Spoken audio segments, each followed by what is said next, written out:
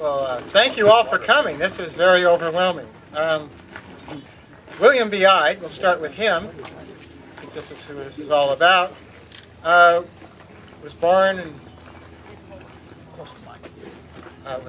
born in Massachusetts. He moved to New Hampshire. He moved to Ohio. He moved to Illinois. He was moving to Oregon when he got redirected. He thought California might be better. A mountain man was sent out by Sutter to redirect people to California, and this sounded better than Oregon, and so he came here. He arrived here and at Sutter's Fort in October of 1845, at the end of 1845.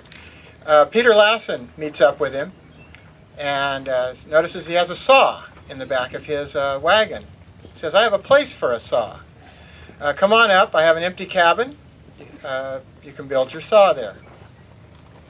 Ide and the family, and he had hired men with him, headed up to Peter Lassen's cabin, which is north of here. And they were there a couple of weeks, and Peter Lassen shows up with another Dane. Peter Lassen was Danish. His name is probably more appropriately Lawson. And he kicks the Ide family out. Now it would be November of 1845 in the winter. And says, "Sorry, I have a Dane here. Take your saw, take your family, take your workers, and go away." So the Ides crossed the Sacramento River. It hadn't rained much apparently, so they crossed the Sacramento River.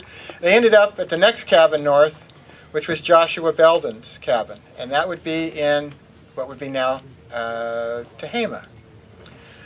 Well, Joshua Belden had 2 land grants. The winter spent at Monroeville with 26 people in this little cabin was enough for Mrs. Belden to say, "I'm going to my other land grant in what would become San Jose." Somehow Tehama couldn't hold a candle to what would become San Jose. So Ide and Belden made an accord. Ide took on Joshua Belden's land grant, which was almost 18,000 acres. It was from Red Bank Creek, which is just south of Red Bluff, and it was 3 miles long. For the people around here, there's a Walmart distribution center in this area. William's cabin he built in the winter of 45 and in the spring of 46 is due east of that Walmart distribution center with a giant propeller outside of it. It's on Chuck Crane's land.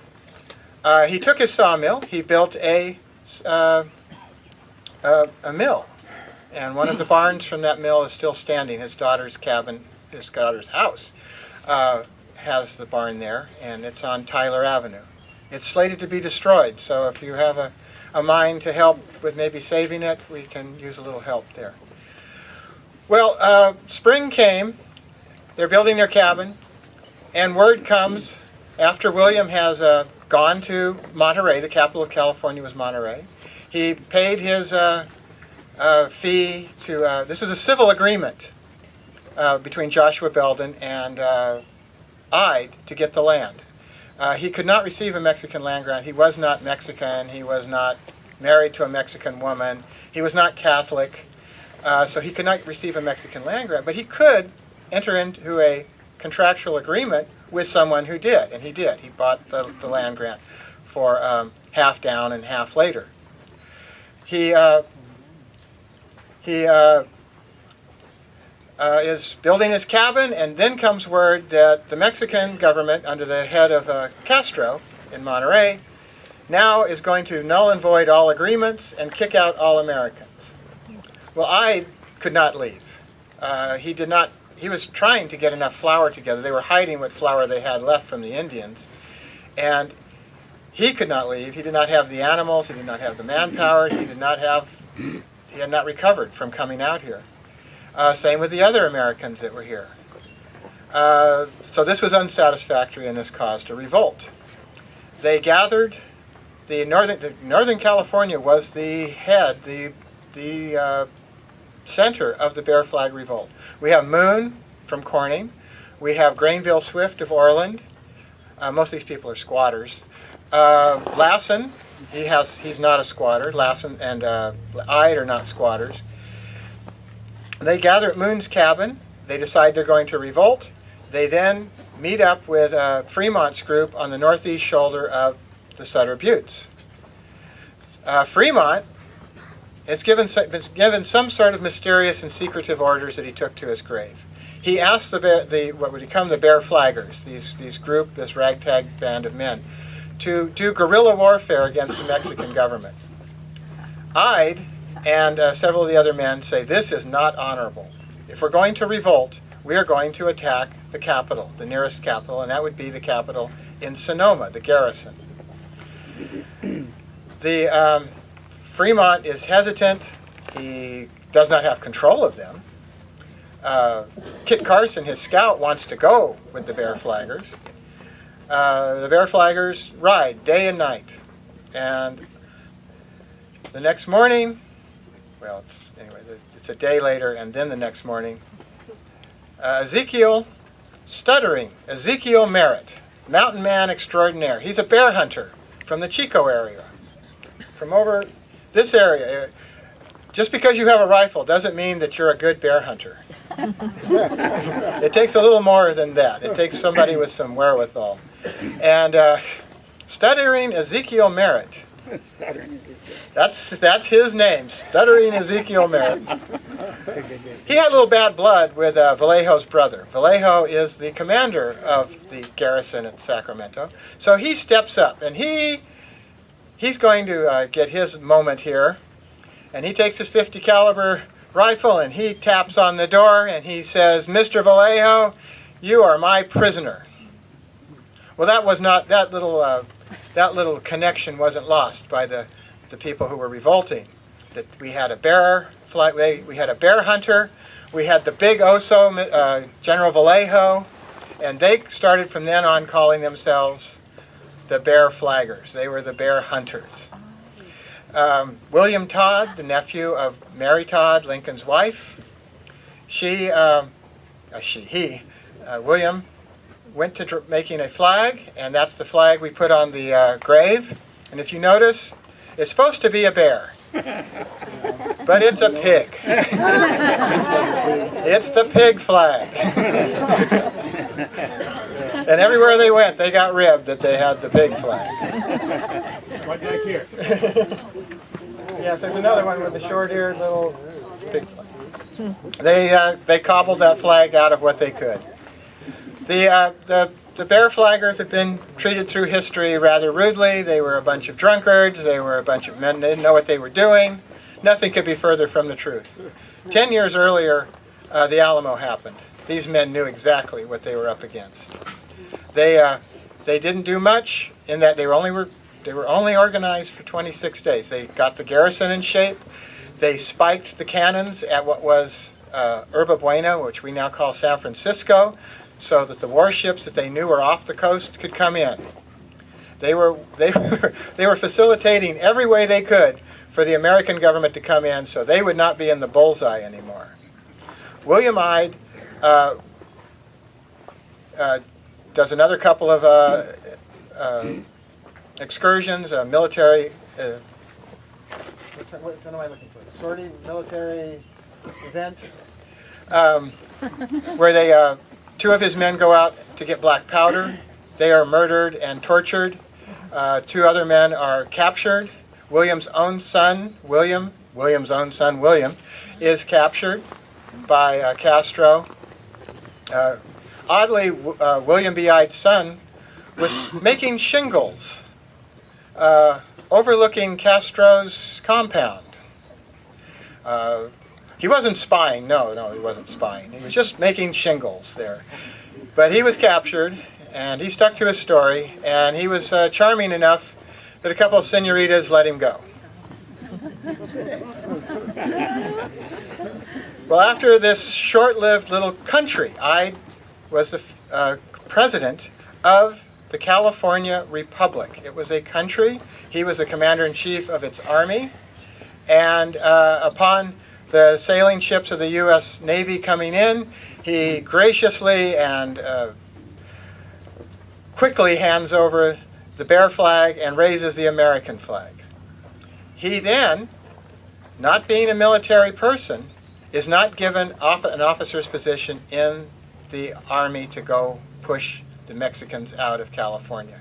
He becomes a foot soldier and walks down the length of California. The Bear Flaggers have 2 battles. They were known for running down their opponents. They were the cream of the crop when it came to fighting. Well, they had a dog in the fight. Fremont's men were much more cautious, much more military-like. But the Bear Flaggers were known for their ferocity in fighting. The Bear Flaggers go to the end of California, and they say, that's it. If you want to go on further, you can. Fremont continues on. They capture Mexico City. And William comes home. The other Bear Flaggers come home. Since he had to relinquish his horse, he went to go get his horse back from the Fremont's group. It had been first ridden so hard with a poor-fitting saddle that the horse was put out in a field, had to be rested, and in the meantime it was stolen. So Ide had no way home. He had to bum passage on a steamship. He gets home. He takes a few more weeks at Sonoma to get the garrison in shape. He then continues being the head of the garrison. He comes back up to his home. He surveys for a year. He finds the following year $2.2 million in today's money of gold up by Redding. He then heads back east. He gets some more provisions.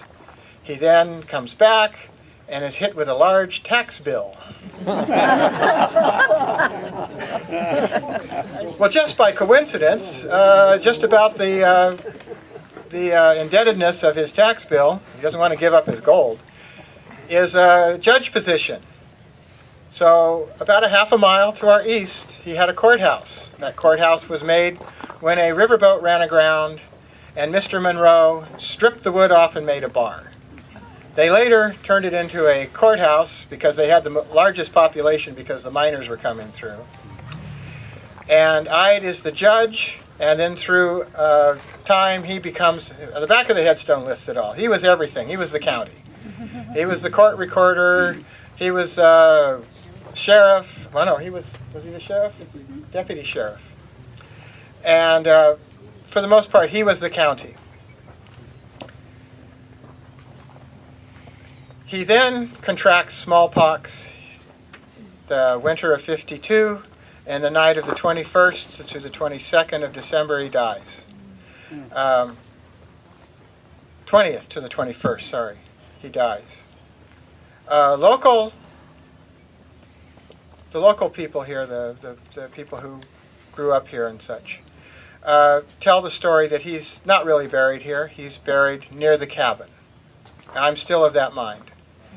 In 1852, just before he died, the town of Monroeville was surveyed, and there's a map over there. And on one of the public squares is a cemetery about 300 yards from where he died. And this fits the local story that he's not buried here. That ends the Ide story, and it starts to bring us into what happened here afterwards. Monroeville was only here, this town was only here because the river was plugged by that riverboat. 1862, there's a big wet year. 63, the river is now open for the riverboats to make it all the way up to Tehama and Red Bluff. The town almost instantly dies. There's a riverboat landing here for first Newville and then the newer town of Orland. And it's used until about 1905 when the riverboat landing burns down. The town history has tried to be kept alive. Mr. Charles Price writes a book. We we've tried to keep this gold rush history alive through the years. If you look at the map, they had grand designs on this town. They said it was a paper town, but if you look at the real map in the courthouse in Colusa, some of the lots were sold. The lots that were sold were by the cabin where William B. Ide died. And Larry, was it 1970 or 72 that this was bulldozed? Probably 72. 72. This a fellow from the Netherlands, a group of agriculturalists from the Netherlands, bulldozed this area. Larry Jones is our current sheriff, and he lived right here. He worked this field. He worked another field over here, almost fell in the river because of the dust. This was one of those creepy old cemeteries. It had the fences, it had the marble headstones. The Westons over there had a crypt. For the want of a few more trees, the landowner in the Netherlands bulldozes the cemetery into a pile. The judges Patton and McFarland, at the request of Price and the Colusa Historical Society, did what Judge McFarland said: "We waged war on the Netherlands." And they put a restraining order on this activity here. Over the years, there were two archaeologists that came in, and they had to re-find all the graves.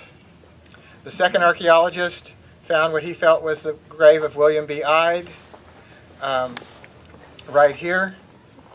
Ide's grave, just as he was during his days, Ide moved around, his grave marker moved around. So Ide's wandering to this day.